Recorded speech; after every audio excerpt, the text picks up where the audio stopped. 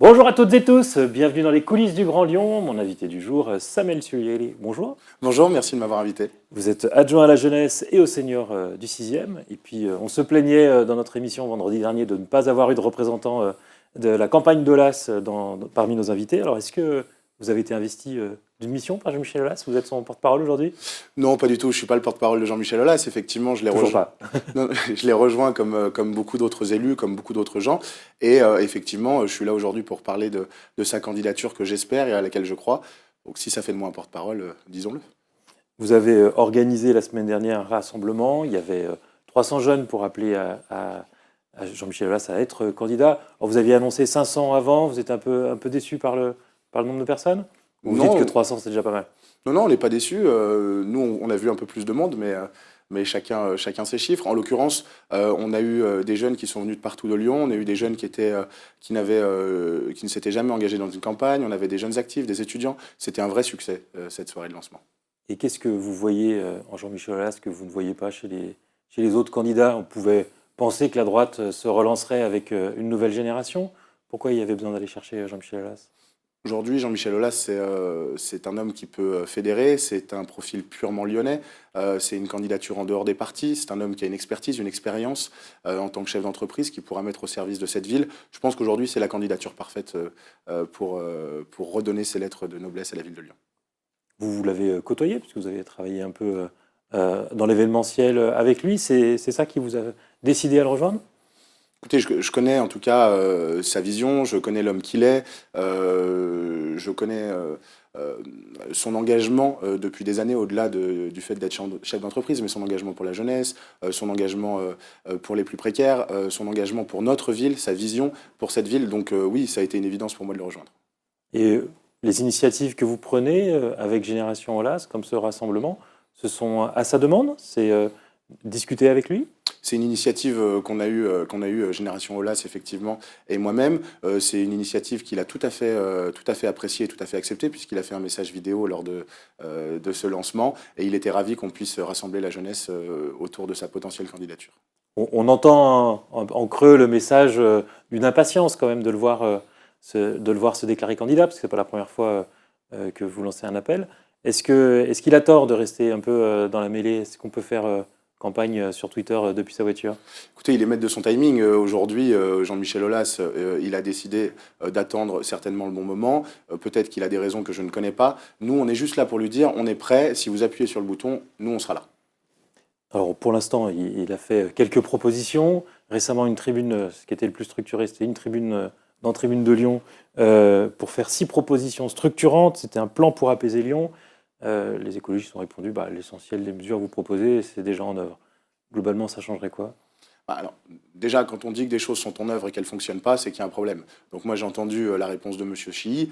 Aujourd'hui, par exemple, la brigade dont il parle, moi, je ne la vois pas dans la rue. Alors oui, il y a eu quelques contrôles radars, par exemple, sur les quais pour contrôler la vitesse. Mais bon, Les policiers à vélo ou à cheval, c'était ça le...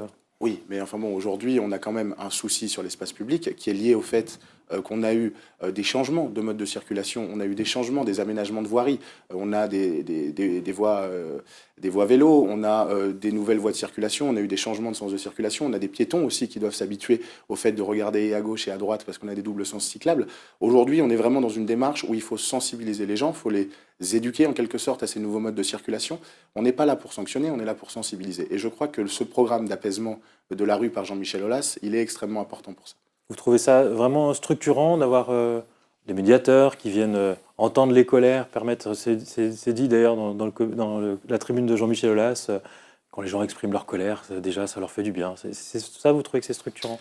Alors, aujourd'hui, on a effectivement une brigade qui va être créée, qui a pour but de venir discuter, de venir sensibiliser, de venir éduquer. Je pense que c'est important de réinstaurer du dialogue sur l'espace public, c'est fondamental. Et puis après, on a évidemment ce code de la rue, par exemple, dont il a parlé, qui va encore dans cette logique de sensibilisation et d'apprentissage de ces nouveaux modes de circulation. Je pense que c'est extrêmement important. Oui, des interventions sur le code de la rue, il y en a dans les écoles depuis très longtemps. Alors, Monsieur Vous-même, quand vous étiez à l'école, moi je l'avais déjà, j'imagine que vous en aviez aussi. Oui, mais aujourd'hui, il faut le réadapter, il faut le pousser, encore une fois, parce qu'on a tellement de nouveaux réflexes à adopter sur l'espace public. La charte du respect affichée sur les vélos, sur les stations TCL, pour vous, ça change la donne, c'est structurant?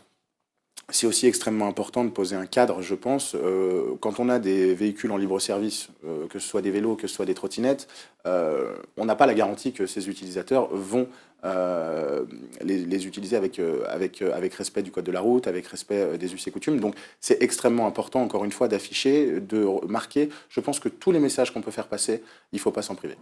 Alors, la plupart des messages qu'il a envoyés jusqu'à présent, c'est sur la question des mobilités, puisque l'autre grande proposition, c'était la gratuité en dessous de 2500 euros de revenus. Tout à fait. On a vu après Nicole Cibeux, présidente du groupe Renaissance à la métropole, mais aussi Véronique Sarcelli, qui est la chef de file LR, dire tout de suite que non, ça elle ne le ferait pas. C'est une mesure sérieuse ? Oui, c'est une mesure sérieuse puisqu'elle est financée. Aujourd'hui, on a quand même une certaine partie de la population qui a des difficultés à payer son abonnement. On a des problèmes de pouvoir d'achat. C'est la première préoccupation des Français depuis des années. Donc si on peut aider les gens à se déplacer pour moins cher, voire gratuitement, si on peut aider par exemple des jeunes ou des seniors à utiliser les transports en commun au lieu d'utiliser la voiture, etc., franchement, on aura tout gagné. Aujourd'hui, même si on a des réductions, un étudiant boursier qui pèse 15 euros par mois, ça reste 15 euros qui lui manquent sur ses 500 euros du mois.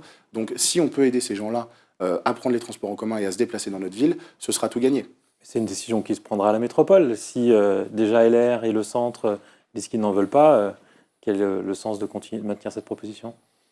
Parce que je pense qu'à force d'expliquer, à force de prouver que c'est finançable, on pourra y arriver. Quand une idée est faite, il faut qu'elle s'impose dans les têtes. Alors oui, c'est une grosse décision à prendre, cette gratuité des transports en commun, mais ça a été fait dans d'autres villes, à Châteauroux, à Montpellier, et ça fonctionne. Donc voilà, aujourd'hui, je vous prends un exemple. On nous dit 30-35 millions, c'est énorme. Le budget de la com du Citral, c'est 25 millions par an. Voilà, on a fait toute une grande campagne pour changer le logo du Citral sur l'ensemble des véhicules en passant du rouge au noir. C'est une dépense phénoménale et je pense que cet argent pourrait être beaucoup mieux utilisé et notamment pour les personnes qui n'ont pas les moyens de se payer un abonnement TCL. Vous avez vu aussi le rapport de la Chambre régionale des comptes sur le Citral qui analyse les différentes mesures de gratuité qui ont déjà été mises en œuvre pour les plus jeunes, pour les situations les plus précaires. Et qui analyse que c'est un coût important et qui alerte sur le fait que sur le prochain mandat, il y a 6,5 milliards d'investissements qui pour l'instant sont programmés et que ça peut être difficile à financer, surtout s'il y a des nouvelles mesures de gratuité. Encore une fois, on va faire des choix.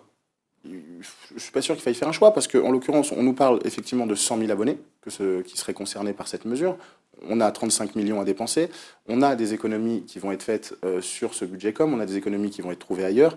Je pense que Jean-Michel Aulas a prouvé en tant que chef d'entreprise que c'était un bon gestionnaire et en tout cas, il saura trouver les leviers et les solutions pour que ce ne soit pas un coût trop important pour le Citral.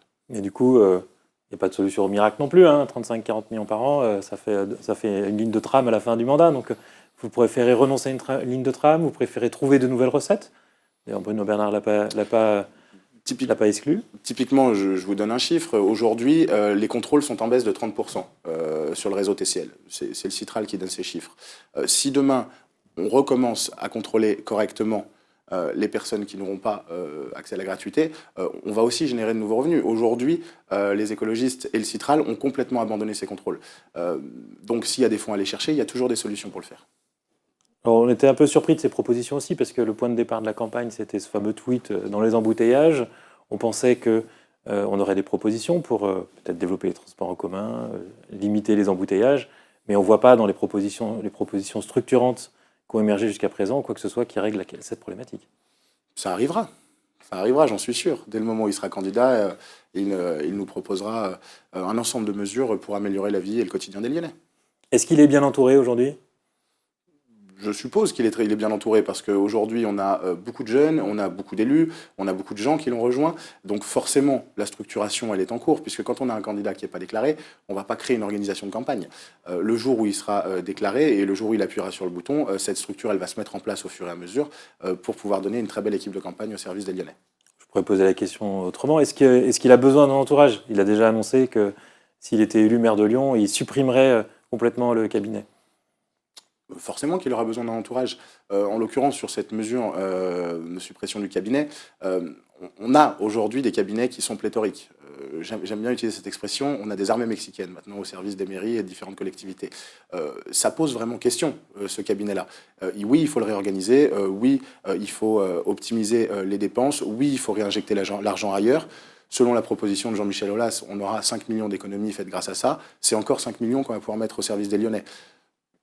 Voilà, mais lui n'aura pas de cabinet, c'est-à-dire qu'il va gérer en direct. Une suppression du cabinet, je ne sais pas aujourd'hui, mais ce qui est très important, c'est de savoir qu'il faut réduire les coûts de ces cabinets qui sont aujourd'hui pléthoriques, comme on a pu le voir ces derniers mois. L'impression que vous faites le service après-vente de propositions que vous voyez mal maîtrisées quand même. Non, pas du tout, pas du tout.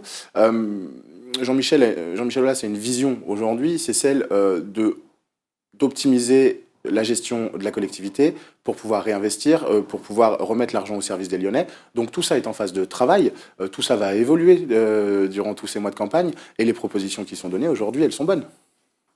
Vous qui avez un peu d'expérience, est-ce que vous pensez qu'on va voir Jean-Michel Aulas vraiment faire campagne, aller sur les marchés, venir ici dans cette émission, venir dans des débats, répondre aux interviews?